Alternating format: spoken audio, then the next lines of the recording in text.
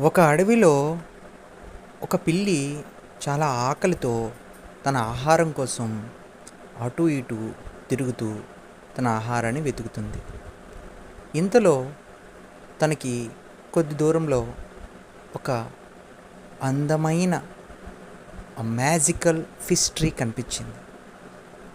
తనకి చాలా ఆశ్చర్యంగా అనిపించింది.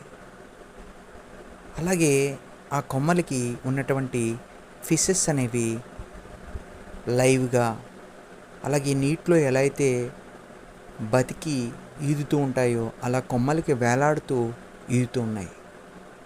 వాటిని చూసిన పిల్లికి తన ఆకలి తీర్చుకోవడానికి ఇవి చాలా ఎంతో టేస్ట్గా ఉంటాయి అనిపించింది. ఎందుకంటే ఇవి సాధారణమైన ఫిష్లు కాదు. ఇవి ఈ చేపలు అనేవి నీటిలో ఉంటేనే అంత టేస్టీగా ఉంటాయి. అలాంటివి చెట్టు కొమ్మకు ఉన్నటువంటి చేపలు ఇంకెంత టేస్ట్గా ఉంటాయో అని ఆలోచనలోకి వెళ్ళింది. తిందామనేటప్పటికీ కానీ ఆ చెట్టుకి కాపలాగా ఉన్నటువంటి ఒక డాగు చాలా బలంగా, చాలా అగ్రెసివ్గా, కోపంగా ఉంది. అలాగే తను ఆ చెట్టుకి కాపలాదారుడిగా ఉంది.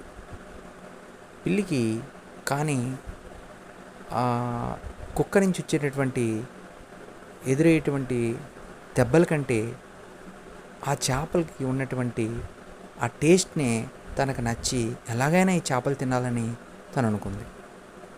కొద్దిసేపటికి ఆ డాగ్ అనేది ఆ చెట్టు కింద నిద్రిస్తున్న సమయంలో అందులో ఒక బ్రాంచ్ అంటే ఒక కొమ్మ ఎక్కి ఒక పెద్ద పిస్ని తన నోటితో కరిచి కుక్కకి తెలియకుండానే ఆ అడవి యొక్క పొదల్లోకి వెళ్ళిపోవడం జరుగుతుంది.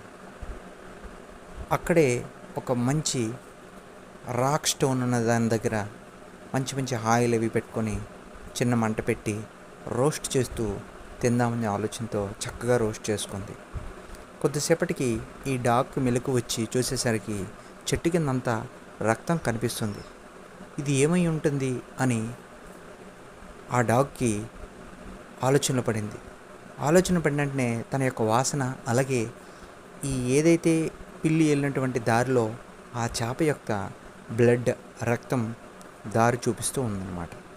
ఇలా ఆ దారిని వెతుక్కుంటూ వెళ్ళిన డాగ్కి అక్కడ ఆ పిల్లి ఆ చేపని రోస్ట్ చేస్తూ కనిపిస్తుంది.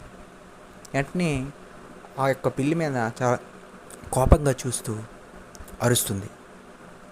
వెంటనే ఆ పిల్లి ఏం చేస్తుందంటే ఆ చేపని విడిచిపెట్టి ఆ ప్రాంతం నుంచి జంప్ అయ్యి వెళ్ళిపోతుందన్నమాట. ఆ డాగు ఆ ఫిష్ని తీసుకొని తింటుంది. ఇందులో మనకి తెలిసిన నీతి ఏంటంటే మనం కష్టపడేది ఎప్పటికీ మనతోనే ఉంటుంది. మనం కష్టపడకుండా వేరే వాళ్ళ దగ్గర మనం లాక్కున్నది ఎన్నటికీ మనకు నిలబడదు అని తెలుసుకోవాలి పిల్లలు.